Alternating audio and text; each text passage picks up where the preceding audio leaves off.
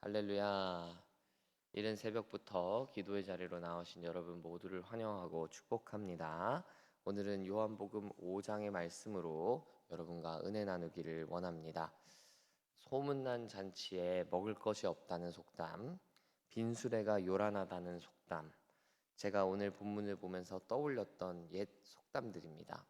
먹을 게 많다고 소문이 자자한 잔치에 도리어 먹을 것이 없고 목소리 큰 사람들이 좋은 자리를 차지하는 것과 달리 목소리 크다고 주류가 된다고 진짜 진리는 아니다라는 것입니다. 오늘 본문이 딱 그러합니다. 다들 떡 받기를 기다렸습니다. 떡 떨어질 거라고 예상하고 기대했습니다. 그러나 정작 기대했던 곳에는 떡이 없었고 떡이 없다는 것을 뒤늦게 발견한 사람들이 나오죠. 무려 38년 동안 기다렸는데 말이죠. 그러나 정말 떡이 되시는 분을 발견한 사람, 정말 꽉 찬 수레를 만난 사람들은 도리어 구원을 얻게 된다라는 게 오늘 본문의 내용입니다. 사랑하는 여러분, 요란한 수레에 타지 마시기 바랍니다. 먹을 것 많다고 거기 가면 정말 자다가도 떡이 나온다고 이런 헛소문에 속지 마시기 바랍니다. 말씀이 가르쳐 주시는 대로 우리의 생명이 떡이 되시는 예수님께 나오는 여러분 되시기를 간절히 축복합니다. 어제는 갈릴리에 계셨는데 예수님께서 이제 오늘 본문에서 예루살렘으로 자리를 옮기십니다. 1절에 그 내용이 나오죠.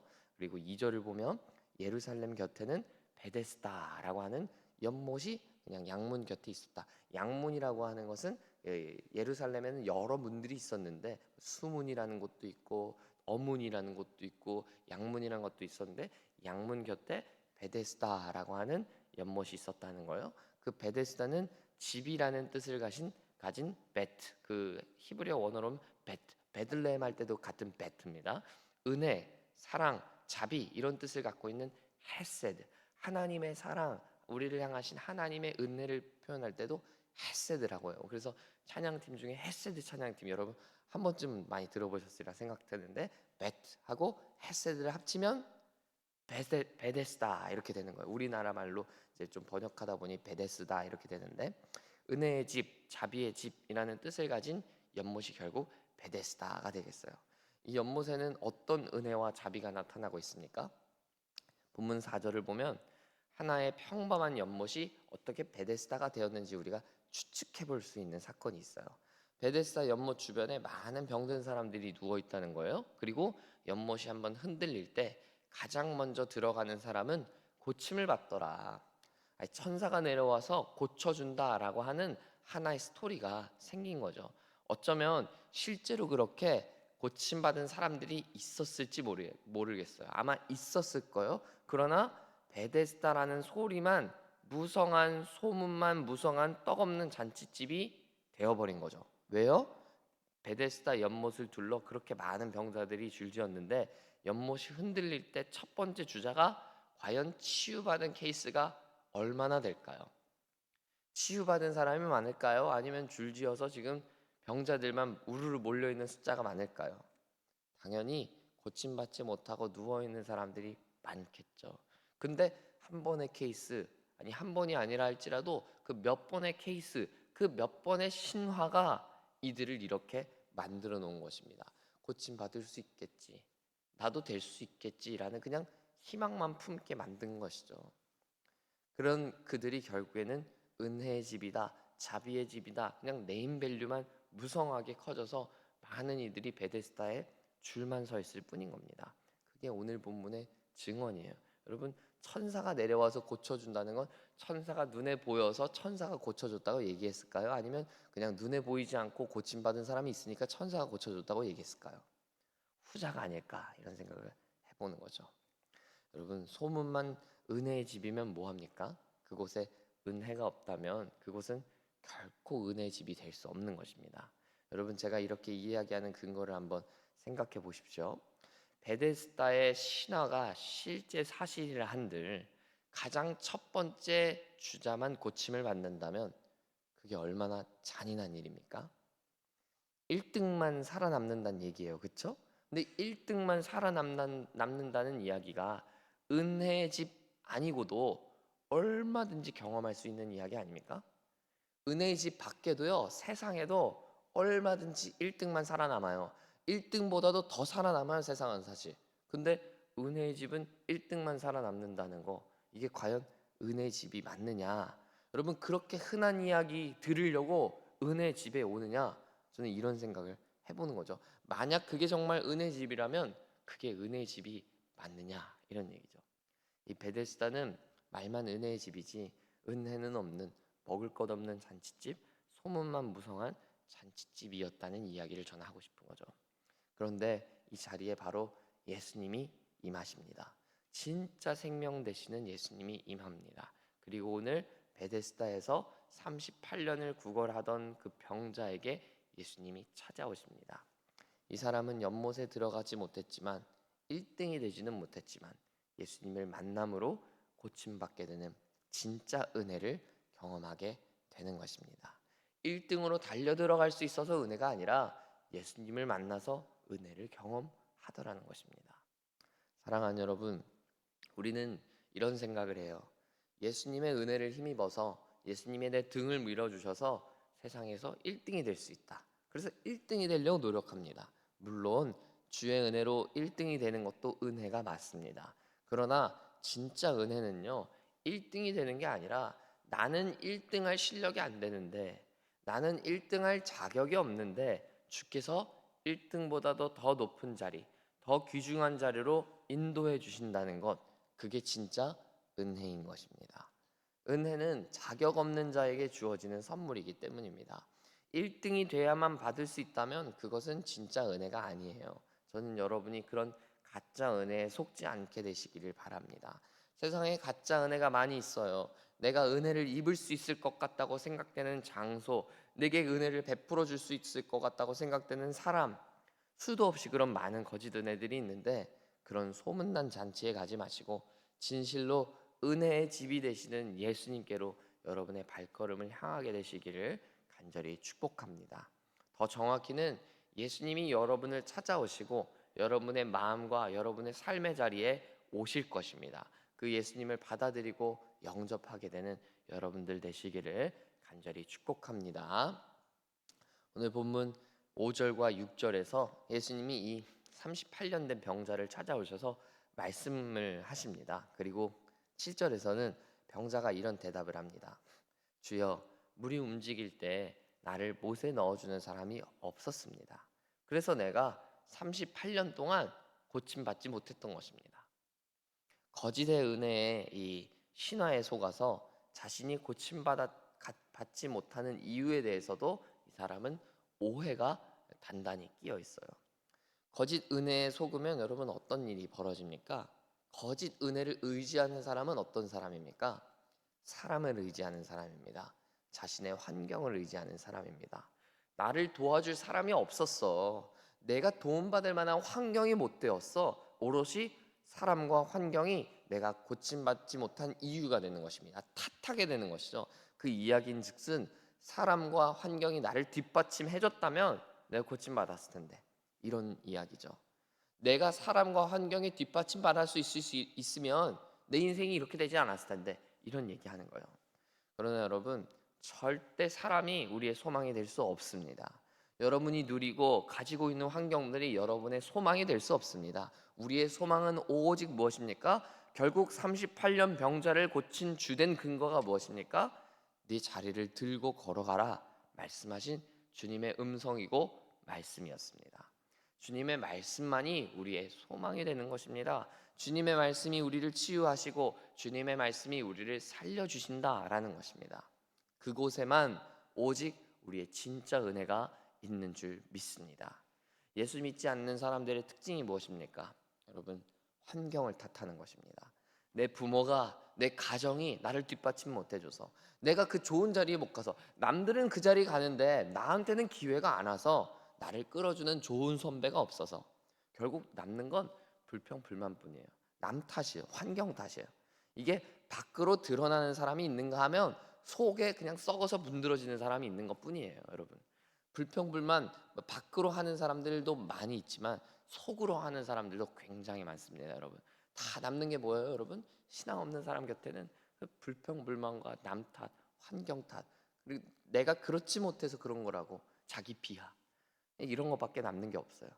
여러분, 예수 믿는 사람은 달라야 됩니다. 예수 믿는 사람은 불평불만한 사람이 아니에요. 아파도 힘들어도 어려워도 하나님이 내 길을 더 잘 아신다. 어려움도 하나님이 주셨는데 그 하나님의 뜻에는 다 뜻이 있다. 세상 사람들이 감당할 수 없는, 세상 사람들은 가져볼래야 가져볼 수 없는 희망과 소망의 마음들, 희망과 소망의 말들을 하는 것입니다. 이게 어째서 가능한 것입니까? 우리의 소망은 오직 예수님이고 오직 하나님의 말씀이라고 믿기 때문입니다. 그러므로 여러분, 너무 환경 탓, 사람 탓하지 마시기 바랍니다. 여러분의 불평불만이 멈추게 되기를 축복합니다. 이건 저 스스로에게도 정말 간절히 하고 싶은 이야기인데, 우리 입술에서, 우리 마음에서 불평이 멈춰야 합니다. 주님이 기뻐하시는 게 아니에요. 우리 크리스찬들은 그저 감사하고 그저 찬송해야 합니다. 우리는 사나 죽으나 주의 은혜로 살아가는 사람이기 때문입니다. 예수님만이, 그의 말씀만이 우리의 소망이 되시기 때문입니다. 사랑하는 여러분, 여러분의 진짜 은혜의 집이 되시는 예수님을 여러분의 삶에 모시기를 바랍니다. 초대하시기를 바랍니다. 그리고 그 주님과 동행하며 사는 여러분 되시기를 바랍니다. 그러면 불평불만이 아니라 감사와 찬송이 넘쳐 흐르게 될 것입니다. 그 은혜로 인해 여러분이 노래하게 될 것입니다. 그런 놀라운 은혜가 여러분의 삶에 충만하게 되시기를 간절히 소망합니다. 오늘 사건에서 이 한 가지 문제가 있었어요. 예수님이 병을 고쳐주신 날이 안식일이었다라는 것이죠. 제가 유대인들에게 이 안식일이 얼마나 중요한 날이었다는 걸 여러분께 누차 자주 강조드렸어요. 그래서 이제 예수님이 안식일에 병 고쳐 주셨다. 38년 된 병자가 안식일에 일어났다. 이 소식을 듣고 이제 안식일 초동 조치반, 안식일 사냥꾼들이 지금 출동합니다. 어딜 안식일에 사람을 고쳐주느냐고 이제 그들이 막 놀라서 다 등장하는 것이죠. 10절에 보면 이들이 이제 38년 된 병자를 일으켜서 세웁니다. 불러냅니다. 네가 네 자리를 들고 가는 것이 옳지 않다 이야기하죠. 병든 사람이 고침을 받았다는 게 옳지 않은 일이면 여러분 대체 뭐가 좋은 일입니까? 뭐가 옳은 일입니까? 38년 동안 일어나지 못하고 걷지 못했던 사람이 걷게 되고 뛰게 됐으면 여러분 그 너무 좋은 일이고 선한 일 아닙니까? 그런데 이들은 그게 선하지 않다는 거예요. 이들이 말하는 안식일이 대체 어떤 날이길래 사람이 살아나고 병든 자가 고침받는 것을 옳지 않다고 이야기할 수 있는 자격이 있는 날입니까? 그게 정말 사람이 안식하는 날이라는 것입니까? 안식은 사람이 쉼을 얻는 날이고 충전되는 날이고 회복되는 날 아닙니까? 그러나 이들은 안식일이라는 일이라는 자신들만의 편견에 갇혀서 진리를 보지 못한 것입니다. 예수님이야말로 안식일의 주인 되시는 걸 오늘 보여주십니다. 그들의 스테레오타입들, 그들의 고정관념들을 다 깨부수십니다. 예수님은 안식일에 사람을 살리시고 고치시기 때문이죠. 얼마든지 안식일에 사람이 고치고 또 병든 자들이 일어나는 일들이 있어야 한다, 가능하다라는 걸 보여주시는 거죠. 이로써 베데스다에는 진짜 은혜가 없었습니다. 유대인들에게는 진짜 안식일이 없었습니다. 그러나 예수님이 오심으로 그 안식일을 이루시고 은혜의 집에 은혜를 부어 주시는 걸 우리가 보게 됩니다. 사랑하는 여러분, 예수 믿는 사람의 삶에 예수가 없어서는 안 되겠습니다. 은혜를 사모하는 사람의 삶에 은혜가 없는 역설이 없어야 되겠습니다. 우리가 살다 보면 정말 중요한 것, 가장 놓치지 말아야 할 것들을 놓치고 살 때가 많이 있습니다. 본질이 아닌 거칠애들의 우리의 마음이 빼앗길 때가 많다는 거예요. 그때마다 우리의 본질을 바르게 알고 중심을 계속해서 잘 잡아야 합니다. 그래야 은혜의 집에 참된 은혜가 있고 참된 안식일이 있는 것입니다.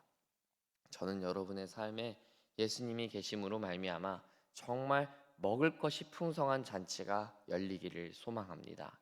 소문만 무성하고 정작 먹을 거 없는 잔치가 아니라 정말 사람을 살리는 생명이 넘치는 잔치가 여러분의 삶에 넘치고 또 열리게 되기를 축복합니다. 그런 진짜 은혜의 집이 베데스다가 여러분의 삶에, 여러분의 가정에, 여러분의 일터에, 여러분의 각자의 삶에 이루어지게 되기를 간절히 소망합니다. 그래서 은혜의 집에 은혜가 없는, 앙금 없는 찐빵과 같은 맛없고 텁텁한 인생이 아니라 정말 달콤하고 맛있는 여러분의 인생이 되시기를 간절히 소원하고 축복합니다. 함께 기도하겠습니다. 주님, 은혜의 집을 찾아서 많은 세상 사람들이 헤매고 삽니다. 저곳에 가면 먹을 것이 있을까? 저곳에 가면 내가 위로받을 수 있을까? 여기저기 찾아다닙니다. 하나님, 요즘 시대에 종교를 갖지 않고 과학과 자신의 합리적인 이성을 믿는다고 이야기하며 나는 종교 같은 거 신봉하지 않는다고 이야기하는 시대지만, 역설적으로 하나님, 점집을 찾는 사람들은 그렇게도 많아졌다고 합니다. 온라인으로, 유튜브로 이제 점집을 찾아다닌다고 합니다. 하나님, 이들의 삶이 어디로 가야 하겠습니까? 은혜를 찾아 헤매는 하나님, 저들의 발걸음, 어둠을 헤매고 있는 이들을 하나님 어떻게 하시겠습니까? 주님, 은혜가 없는 이 땅을 긍휼히 여겨 주옵소서. 하나님의 사랑을 잃어버리고 은혜를 잃어버린 이 땅, 그 황무한 땅을 하나님 긍휼히 여겨 주옵소서. 그래서 하나님, 이 땅에 정말 은혜가 임하게 하여 주옵소서. 은혜를 찾아다니는 이들이 가짜 은혜에 정말 소문만 무성한 잔치에 속지 않게 하시고, 주 앞에 나와 우리를 찾아오시는 주님 앞에 무릎 꿇게 되는 놀라운 역사가 일어나게 하여 주옵소서. 그래서 주님 앞에서 치유받게 하시고 고침받게 하시고 우리를 살리시는 그 주님 앞에, 그 생명을 주시는 하나님 앞에 나오게 되는 놀라운 역사들이 나타나게 하여 주옵소서. 하나님, 우리 교회가 그런 베데스다 되지 않기를 원합니다. 은혜의 집이라고 간판만 그럴듯하게 붙여놓고 정작 찾아와 보면 은혜는 없고, 정작 찾아와 보면 사랑도 없고 자비도 없고 용서도 없는, 세상과 전혀 다를 바도 없는, 오히려 세상보다도 더 못한 1등만 살아남는다는 정말 못된 이야기가 살아남는 그런 교회가 되지 않기를 원합니다. 주님, 우리 가운데 찾아와 주셔서 우리에게 은혜를 가르쳐 주시고 예수님을 가르쳐 주시고 예수님의 말씀을 가르쳐 주셔서 그 말씀이 역사하시는 그 교회, 말씀의 능력이 나타나고 생명의 역사가 일어나는 교회 될 수 있도록 은혜를 더하여 주옵소서. 우리로 통하여 우리 부대원들이 살아나기를 원합니다. 우리 가족들이 살아나게 되기를 소원합니다. 주님, 그런 놀라운 생명의 역사를 증거하고 경험하는 교회 될 수 있도록 주여 우리 교회를 축복하여 주옵소서. 예수님 이름으로 기도합니다. 아멘.